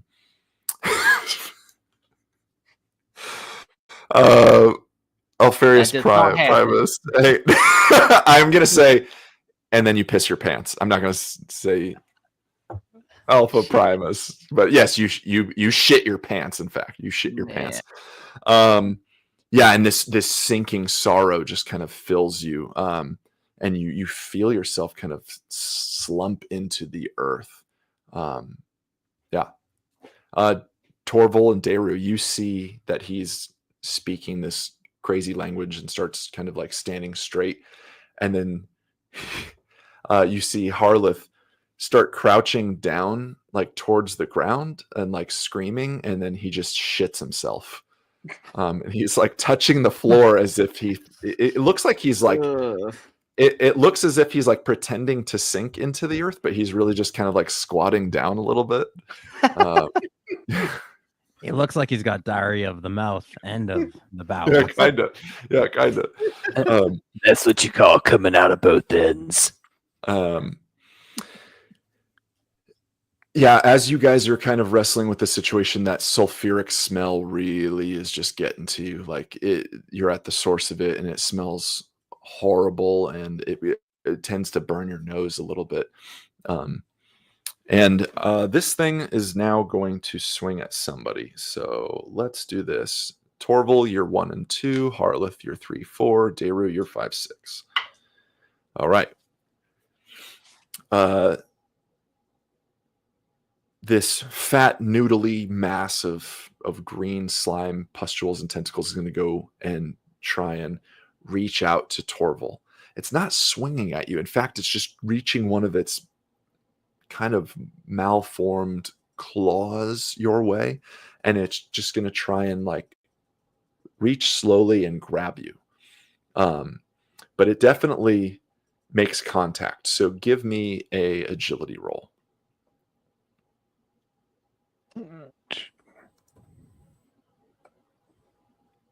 6. Okay. Yeah, he's going to grab you. And in fact, he's going to start, because he grabs your leg as you kind of fell to the ground. He's going to start dragging you towards him, towards the blackness. And he's just kind of, you almost see this, like as you turn, you see like almost like a smile across its horrific mouth as it kind of pulls you in slowly. You're going to take, give me your armor roll. Okay. -2, 16. Okay, cool. Yeah, so it's just gonna start kind of like pulling you towards itself. It's got about like maybe 5 more feet to go till you get to the edge. Daru, Harleth, let's see what you guys are gonna do. I can take my makeshift axe and try and cleave the reaching tentacle arm noodle to free Torval. Cool. Against my better judgment. Part of me debates whether I should let this thing be distracted by chewing on him and make a break for it, but Okay. Give me a strength check. All right, strength 0, casting my d20 and a 6. Okay. You swing for it, and that hesitation just grabs you, and you just kind of go through the motions, but almost don't even intend to actually like swing it. Like you're just kind of doing it to save face. And yeah, your axe clings Sounds against about the right. ground. Yeah. Yeah. Harleth, you're having some sort of bad trip here, man, and you feel your body sinking into the ground, but you realize after a moment that you're squatted down and you've definitely shat yourself. I know this feeling. I know this feeling very well. And you look over and you see that Torval's being slowly dragged closer towards the edge, and Daru has kind of swung his axe and missed this horrific beast. Yeah, is there such like a thing as a leadership test? Would that maybe be a presence test to see how like confident I am now at this point? Like, I'd say you're fine. You're fine at this point. You've kind of shaken yourself. Yeah. Yeah. Okay. This even in fact, the sulfuric smell has really just kind of like kicked you up. It's like smelling salts. Like you're just ready to go.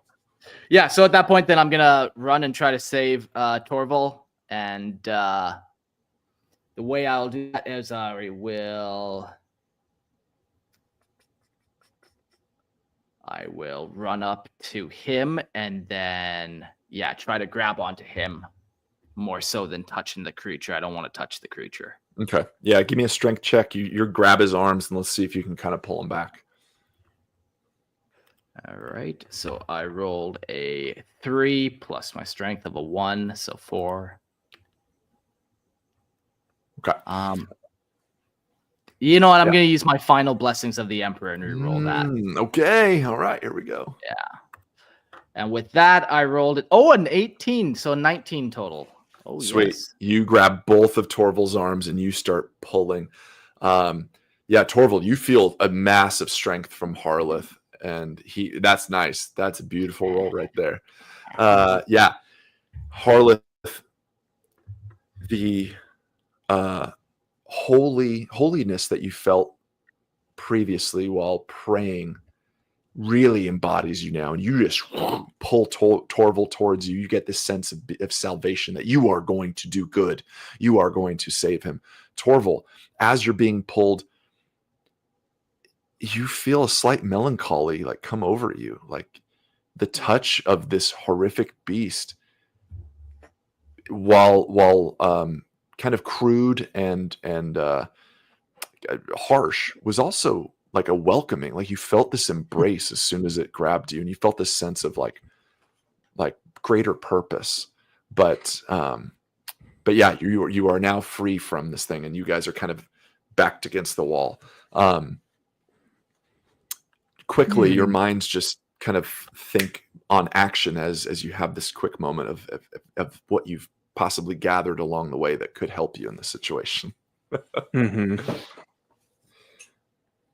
And let's see here. Do I still have like the vial of that glowing green material and like that horn from what we know as a Nurgling?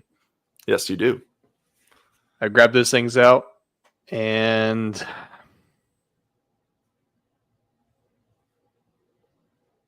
do I want to make another potion, or I just want to huck them at the thing?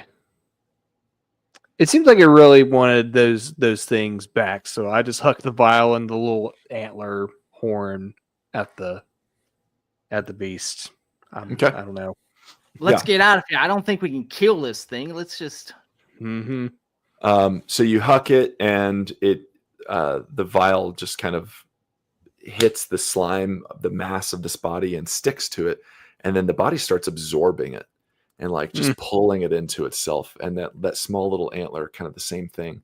And as you get a really good look at this, you could start seeing like is that mushrooms growing on its back? It just like all things living and disgusting and beautiful and life-giving and dying and decay all form into one on this mass.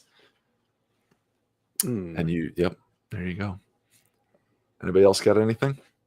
It's kind of beautiful. I almost want to join it.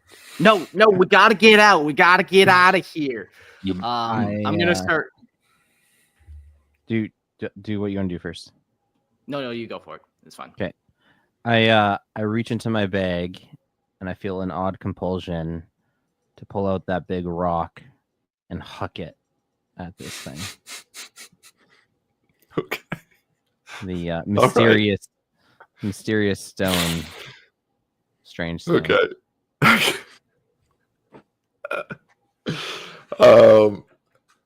Yeah, give me a presence check. Throw it. Presence 0. Throw my d20. I got a 3. Okay.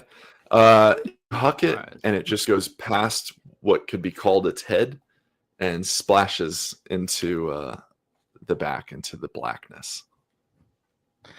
All right, I'm all out of ideas. Okay, now it's going to focus now on Daru, and it's going to open its arm, almost try to embrace you. So it's going to kind of try and grab and bring you in. So give me an agility check as it kind of closes in on you. All right, my -1 agility. Checking my d20. 16, so 15. Cool. Yeah. It's slow enough to where you can basically kind of dodge out of the way, and it goes, and it almost makes this mournful noise as it misses you, just like, moo. And then it's going to kind of reel back a little bit and kind of try and get a better handle on where it can go next. Yeah, Harleth, what you going to do? Did one of you guys pick up a flare? Did I see that? Shoot the thing or something. I do have a flare, and I will toss it over to Harleth. You do it. The flare like bounces off me type thing. Way too slow reflex to catch it. I don't have the gun. I thought one of you guys picked up a gun or something.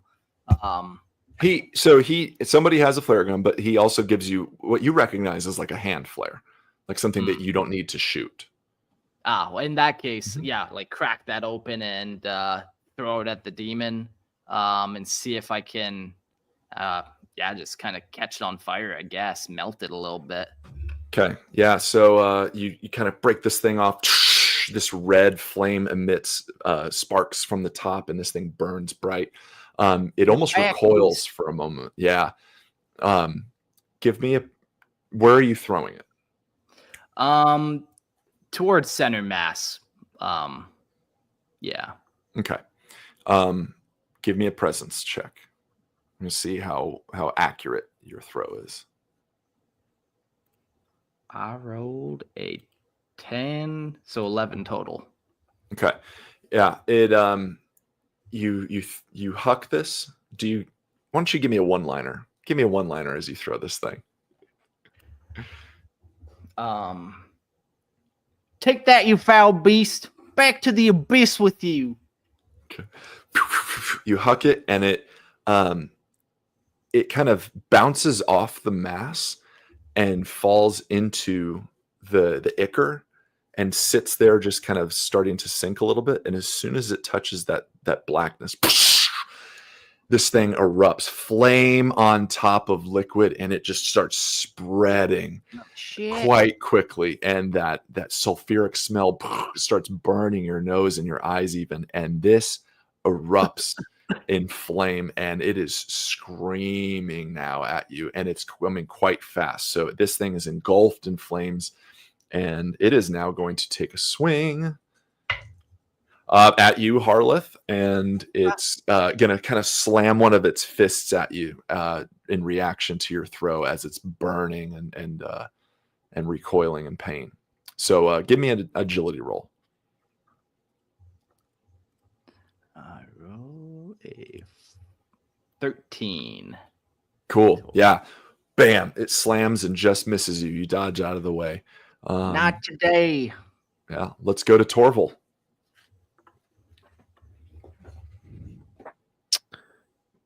I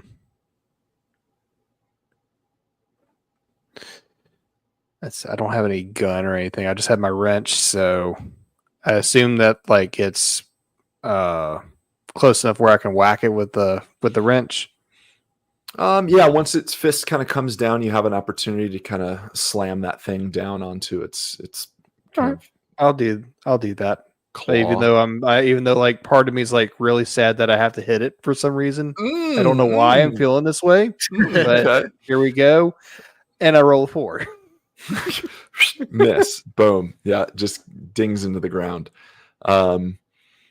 Yeah. Okay. At this point, it's taken some decent burning damage. Yeah, it's taken some decent damage. You hear breaking and splintering of wood, kicking down the makeshift hatch door. A figure emerges. The light of the fire illuminating this face of a man, if you can call it that. Tall, ominous, and staring at you. Proud chested, you see this kind of humanoid figure in a low voice call out, "Get away from it, and I will end you regardless." And it kind of steps into the light, and you see a man with tattered gray, like mining coveralls, and a red patch on his shoulder here, like a solid stripe, as if to denote some sort of authority. And he's got the makings of those horns coming out of his head. His eyes seem to be oozing. He's just riddled with pox and pustules. And you notice hanging around his neck is just a long, decorative necklace of dozens and dozens of human teeth collected all just around his necklace. Excellent. Like those popcorn Christmas tree strings. Yes, 100% that. 100% that. Yes. Yeah. Yummy. Yes. Yeah, and he steps out in protection of this beast. As he steps out, you do notice that he's carrying a similar wrench as some sort of kind of makeshift weapon. His left side is mutated and bulged and kind of malformed, and he almost is like hobbling along your way. He's about 10 feet off. Yeah.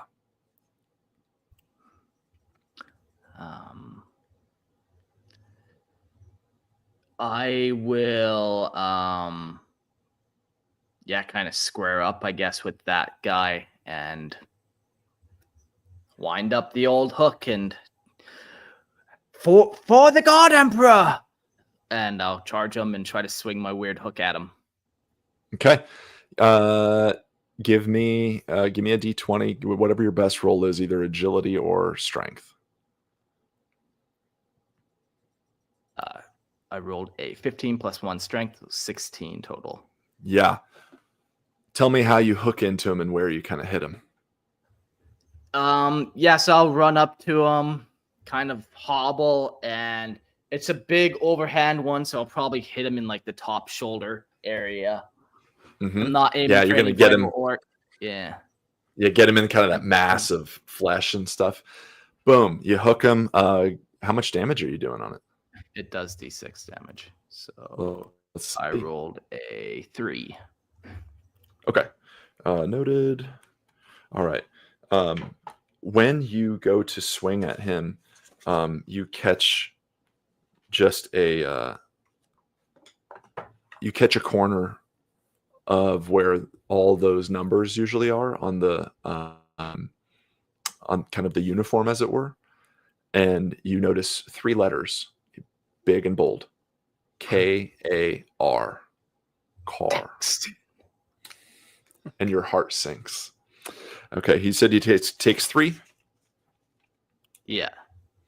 Okay. And when my heart sinks, I kind of like step back, like my hook kind of falls out of my little hand holdy thing. It's stuck in them. I'm kind of like,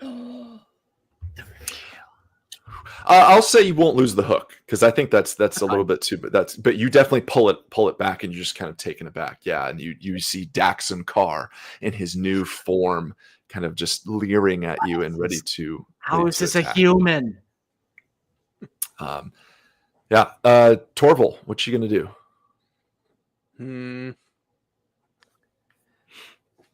kind of at a loss because he's staring at he trade looks between the burning thing and then what is now car, and he sees the necklace of teeth, and then he grabs for all the teeth that he gathered and just throws them at him. Okay. Yeah. So he's gonna as they kind of hit across his chest and stuff, and he looks and he sees them fall down. He's gonna look up at you, but he takes a moment to kind of just like look and see what you threw his way. So I'm gonna give you guys just like a kind of a second action here, as it's kind of slow to react. But he comes up with like this malicious smile as he sees, and he even gives you like this this low guttural noise of what you can make out to be the offering is just for the father. And so Torval, if you've got one, if you want to like give me a movement, like if you're trying to run away from him, you can do that. You know, remember that chasm is on fire. Like everything is becoming quite flamage, as it were. Nah, I try to run away. Make sure I got Leonard with me. Cool. Yeah, you're booking it. I would say you've made it out of kind of the area of where Dax and Carr is. You're probably like midway from where that door was to where the big slide up door was that you guys came through. Deru, what you got? I am also going to avoid him and go for the exit. Okay. Yeah. So you just start booking it? Yeah. Okay. Yeah. You guys start just hoofing it, and then these things are just kind of lumbering, and Daxon's like kind of limping across, trying to go as fast as he can. He's trying to catch up a little bit. The beast is on fire and blazing, and it's trying to like lurch itself up onto the dirt. Harleth, what are you doing? Yeah, like as soon as those two started running, I would have followed them. And while we're running, I think I say, do you think we could get across that gap now? And I kind of the one with the way out to the way out there, and I'll point kind of where we tried to get, but we couldn't. We didn't have any rope or nothing to get across. With the speed that you guys are going, you get a sense of confidence that you could maybe make the jump. It might be a little risky, but you can make the jump. Okay, well. The way I see it, by the way, so Deru, you're kind of leading the charge because you're farthest out. Torval, you're like coming up right behind him. And then Harleth, you're kind of hoofing it behind them as well.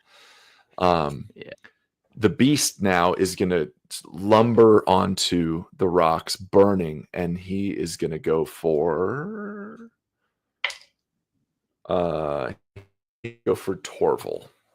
So he's going to reach out, and two hands, he's going to try and pick you up, and kind of big, almost this like lifting motion. So give me an agility test. This might be it. Oh, 11. Right there. Okay. Any chance you have any blessings of the Emperor? I have one left, and I'm going to use it. Okay. All right. Here we go. 17. Okay. Okay. All right. Yeah. So this thing goes to lift you up. You dodge out of the way, and it misses, and it's lumbering forward. It's completely upon the kind of the dirt mound, and you can see Dax and Carr following slowly behind it. Daxon is going to take his wrench and try and huck it your guys' way, not caring who he hits, but he's just going to throw it. Yeah, he's going to huck it, and why don't you guys all give me a D20 roll, see who gets the lowest. Let's see. Harleth, you were muted. What'd you get? 5. 5. Deru? 2. Torval? 4. Okay. Daru is going to get clocked in the back. By this throwing of the wrench. You're going to take some damage. So give me an armor roll. All right. Also a 2. Okay.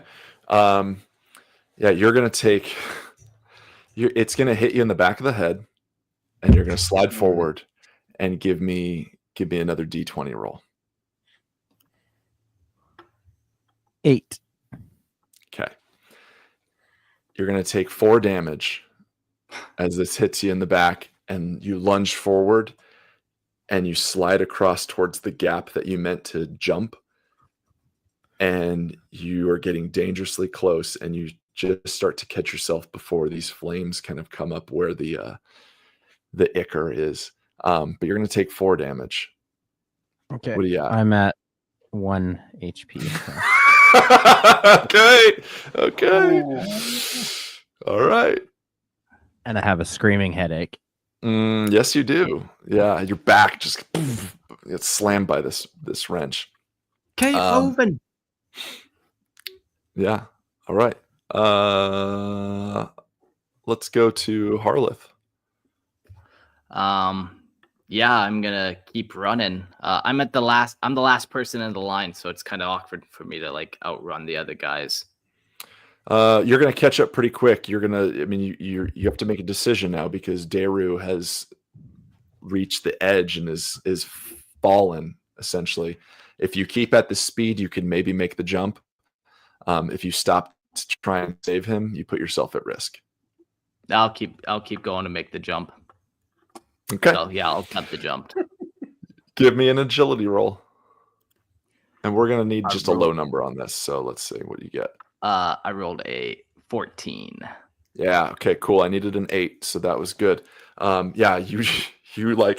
You look down and past him as you just like kind of almost mouth sorry and just like jump and leap and reach the other edge, and you kind of hit the wall where that like the emergency ladder kind of is and whatnot going up, and you get to that point. On that wall though, on that wall paneling, you do notice now illuminated by the fire, you see a series of buttons and cables that go all the way up to the ceiling past where you can view, and there's like a giant red lever. Let's cut to Torval. Okay.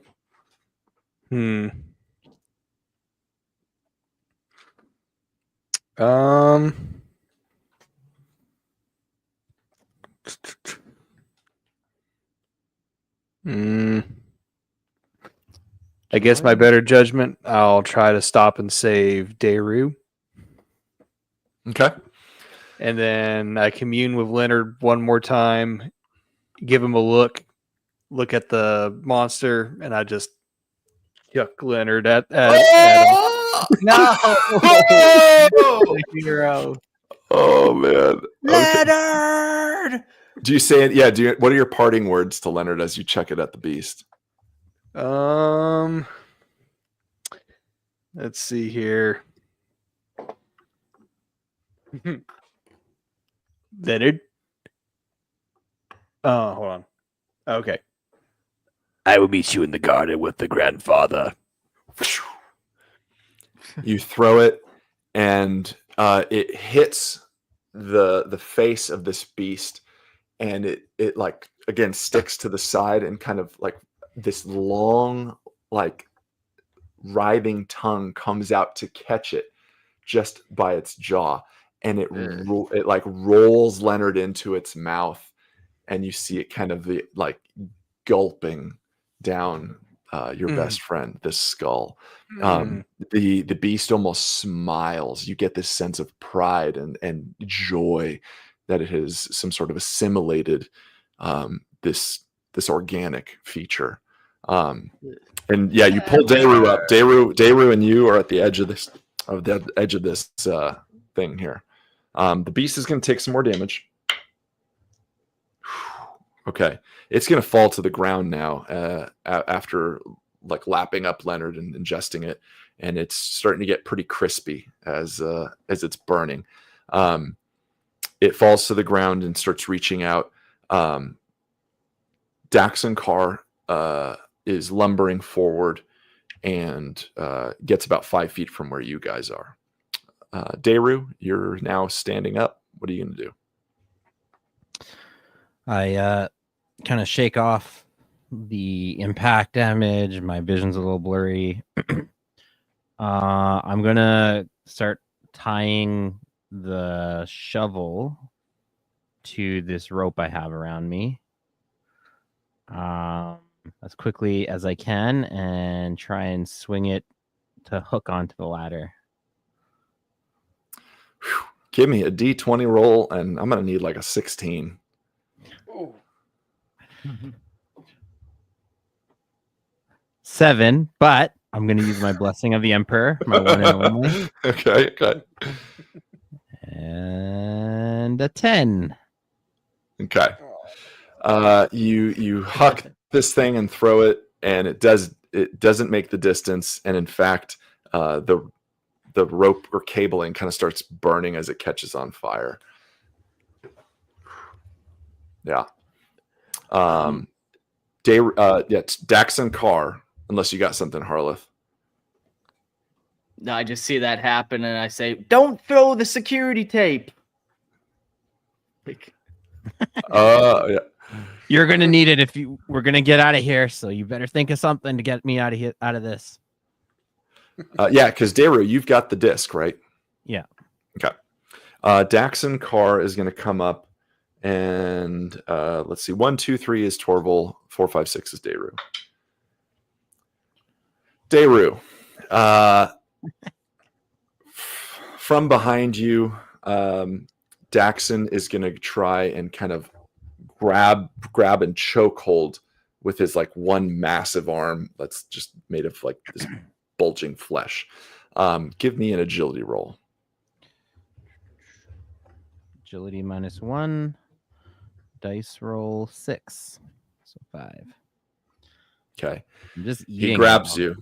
He grabs you, and then he starts pulling you in, and like your face is pressed against his, and he's like trying to like lick and slobber against your face. This long black tongue comes out, and he starts pulling you down and choking you at the same time, like this kind of like wrestling move.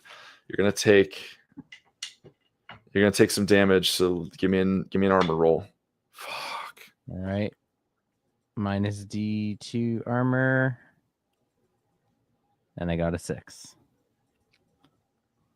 Okay. You're gonna take 3 damage. All right. I'm at -2. Okay. So you're at 0. You are now technically broken. So I need you to roll a D4, and we're going to see what happens. 4. You got the best possible roll mathematically. However, you got the worst possible roll on the chart. The time I need a high. Oh my god, I can't. I would like you to describe your death. Oh. Well, I'm glad I had the security disc with me.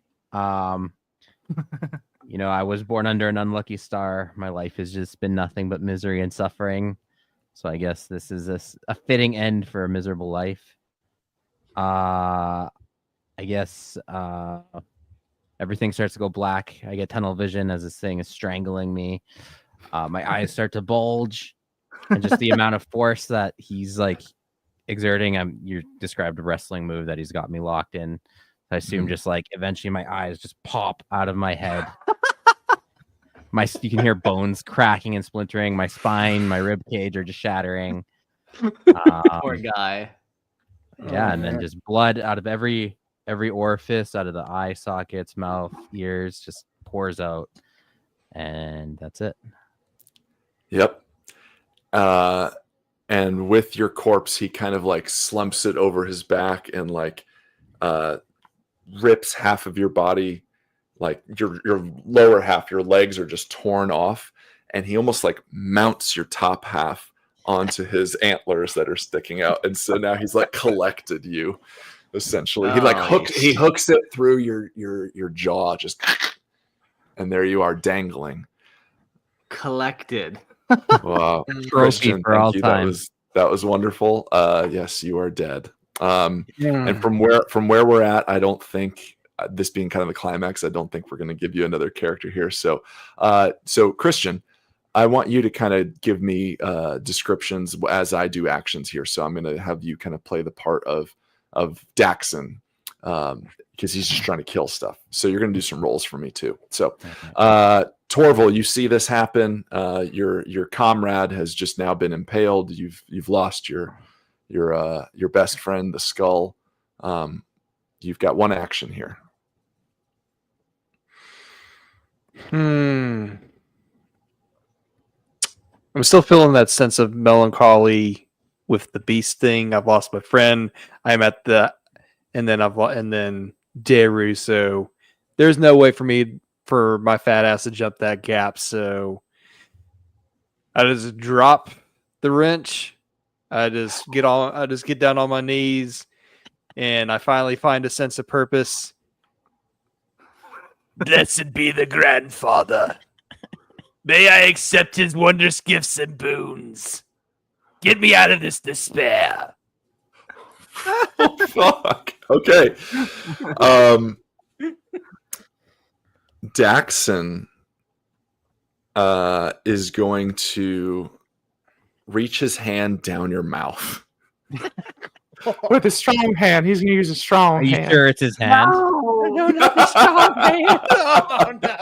He's going to just shove his hand down your mouth, and he's going to like lift you up, almost like stand you upright. So from your knees, kneeling down, stand you upright, and you'll feel your soul ignite with beauty and life, and pustules start kind of popping up everywhere over your skin.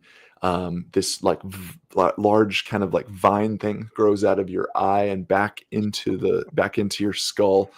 Mushrooms sprout from your head and your arms, and you just kind of succumb and feel a sense of purpose. I am gonna have Daru, why don't you roll me a D4? D4. And it's a 3. Okay. Torval, give me an armor roll here. All right. 16. Ooh, okay. And how much does your armor negate? That's the D2, right? 2. Okay. Yeah, -2, yeah. Okay, so you're going to take 1 damage from this. You're going to, because I'm at 0 now. Okay. Daru, for your comrade. Actually, fuck it. No, I'm sorry, Torval. You're going to be in charge of your own possible fatality here. Let's see. Give me a D4 roll. Okay. It's been fun, guys. 3. Okay, so you are technically broken, and on a 3, your body just starts to hemorrhage and leak blood and all of its kind of fluids. Give me a D2 roll. So give me the low high kind of thing. Okay. 2. Okay. You still have a sense about you of like, you still have yourself. So you're still conscious and you know what you're doing. You do feel like you've given into something greater, a greater purpose, but you feel no malice towards your comrades. You do feel a sense of like malice a little bit towards Daxon for the wounds he's inflicted, and you feel that he may not even be worthy of the gifts that you could be given in this new life. So you're gonna hemorrhage, and you're gonna have death in. What was your roll? What was your 2. roll? The 2. Okay. The D4. It was a 3. Right, but your D2. Sorry, it was the. Oh the yeah, higher, that was 2. Yeah, the yeah. higher, Sorry, that was okay. 2. So you have 2 hours until you basically bleed to death. All of your tests are going to be a DR 16. So you're going to need a 16 or higher to pass anything for the first hour, and then 18 for your next hour. But you've got 2 hours to get back to some sort of safety or you die. Okay. Yeah, Harleth. What are you doing here, bud? This is kind of you. So, I'm looking across the chasm that I just jumped and see these guys both kind of, one gets dismembered, the other one's kind of accepted his fate and is kind of like oozing and pussing now and bleeding everywhere. I look up at that ladder down at my hook hand and I just start climbing. And I hope I don't fall. I start climbing and climbing. Mm-hmm. Yeah. You make your way up to the top. Mm-hmm. Clink, clink. Yeah. You're now at the top there, that observatory ledge kind of, and you look down and you see this pit is on fire and burning. The beast is going to kind of burst into cinders, and flying off of it, this like bacterial pestilence kind of fills the air a little bit as it like cinders and just sizzles into the ground. And you see Torval's been lifted up by Daxon and almost some sort of weird prayer position, and he kind of stands as he has this new purpose, and Daru has been hung and mounted on the horrific horned antlers of Daxon Carr. Yeah, are you just gonna book it out of there? Yeah, I'm just leaving. Okay. Basically, I'm gonna pretend that none of this ever happened and go back home. Okay. Yeah. All right. Can I just remind you that I had the disc that proved anything? Yeah, well, that's why I just gonna pretend none of this ever happened. So much for sainted. Yeah. Okay. Yeah. He's So basically like full on at this point. Like he's broken, he's fleeing, like he's running out of here however he can. And yeah. Cool. All right. Yeah, Harleth, you're going to make your way basically out the same way you came in. The doors have opened. The sirens have ceased. Everything has kind of gone back to as it was. Torval, I'm going to give you kind of like a last moment here, and then we're going to cut back and kind of close this thing out. You've basically got no HP, but I'm going to give you like one solid action here. I give this sense of purpose, and I am grateful for Papa Nurgle's gifts, but I am so pissed off at Daxon. I'm just going to grab him, and then I'm going to just toss both of us into the fire. Cool. Yeah. Do you want to do a fun one-liner? I don't know if, let me see here. Yeah. I did this for Leonard. You do not deserve to be in the garden with the grandfather. Yeah, and you just grab him. Give me a strength test just in case. Yeah. I'm not feeling too good about this, but we'll see. 16. Woo! 16. Why don't you grab one of his like antlers kind of with one arm, and you're gonna just like just grab as much mass as you can with your left.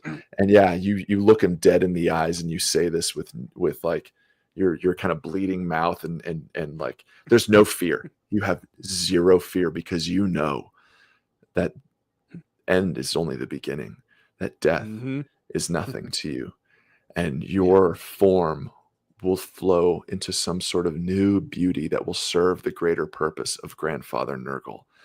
And you use what little strength you have left to kind of lurch yourself and heave you and Daxon Carr's body into the flames that are just erupting around you now. And you feel yourself sink into that blackness.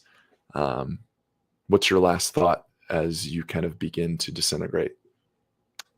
Everything is going black, getting that little tunnel vision, but then I see like a vision of Leonard just sitting there in Nurgle's little garden, and then out pops a nice little what was that tree called? Happiness. Feculent gnarl, one of those trees, and then you just see Leonard's face like right atop that tree, with a smile, a big toothy smile. Mhm. United at last. Yes. Yep. Awesome. Yes. Yeah. And you feel warmth around you, and yeah, you get this sense of just joy as your body begins to disintegrate and form into some sort of new life. Beautiful.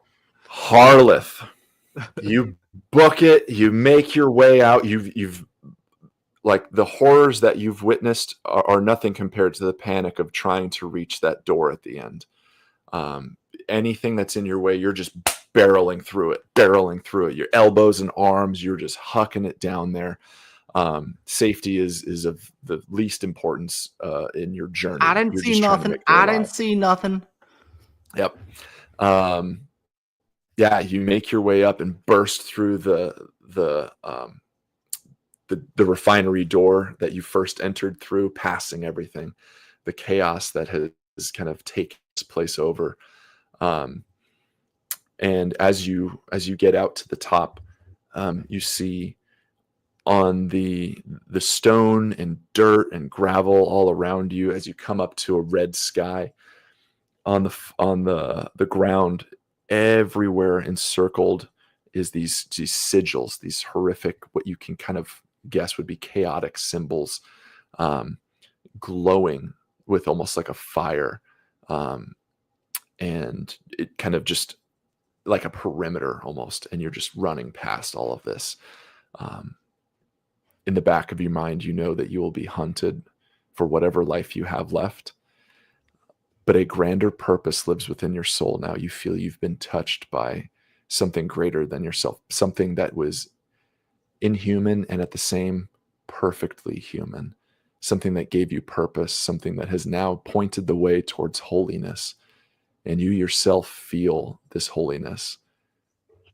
But in the back of your mind, you wonder, is it all just a lie? Dun, dun, dun. Yeah, and I definitely think I think he's a coward too. Harleth thinks he himself is a coward for leaving, so he's like, I didn't. Am I even worthy of that? But yeah, I keep running. I just run into the distance, into the sand from whence I came. And then with the last little vision that you have, kind of just sweat beating down your face as you run and run and run, no, just kind of aimless direction. You hear this burning and this single, almost comet-like streak come down from the sky above, smoke billowing out the back, flames as it enters the atmosphere, and hits far off in the distance with a great thud. And we'll end it there. Oh. All right. Thank you, All gentlemen. right. Thank you for playing. Yeah. Wow. That was fun. So that has been Horror at Outpost 31. Yeah, so fun, man. You did such a good job describing some of the creepy shit that happens, or just even ripping poor Dayru in half there. Man, that was great. Yeah, so I mean, it's been a long episode. If you guys want to debrief a little bit now, we can, or we can do it kind of in the next one and just kind of talk about things like storylines, things you maybe missed and stuff. It's up to you guys. Yeah, maybe let's do a debrief one. I'm not sure if we've done this RPG adventuring situation quite yet. So we'll leave it there for the moment. And, there might be a Mork Bork 40K part 4 going on. I know there's 2 other characters out there, and Harleth is on the run. So who knows what might happen to him. So let's leave it there for a hot minute. Yeah, but thanks for listening, everyone. If you want to support the show, don't forget to join the Patreon. And we'll be getting more main episodes out shortly. We're about to start the Sanguinius Blood Angel stuff. So, yeah, going to be fun. Any closing thoughts from Gerald and Christian? Just suitably 40K ending. 2 out of 3 fatalities. So not bad. Not bad. Yeah. Cool. That's okay. Torval went out on his own terms. So Yeah. And with the one he loved, I think, too. So that's nice.